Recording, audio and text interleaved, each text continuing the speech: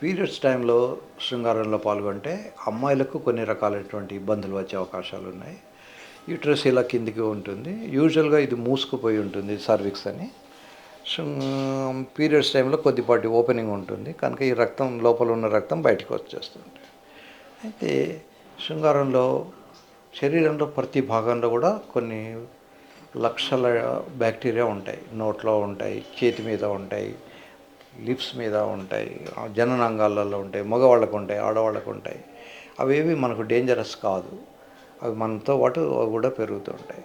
అయితే అవి కొత్త వ్యక్తిలోకి ఎంటర్ అయినప్పుడు మాత్రం వాటి వల్ల ప్రమాదం జరగవచ్చు. కనుక శృంగారంలో తలుచుకుంటే ఒకవేళ పీరియడ్స్ టైం అయ్యి ఉంటే కండోమ్ వాడండి.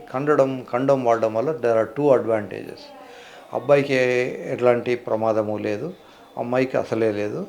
కనుక బ్యాక్టీరియల్ ఎక్స్చేంజ్ జరగదు. కనుక తర్వాత ఇంకొక అడ్వాంటేజ్ ఏమిటంటే మెన్స్ట్రువల్ సైకిల్ టైంలో తడి ఉంటుంది, రక్తం ఉంటుంది కనుక తడి ఉంటుంది కనుక అబ్బాయి జననాంగాలు అమ్మాయి లోపలికి ఎంటర్ అవ్వడం చాలా స్మూత్గా లోపలికి వెళ్ళిపోతాయి.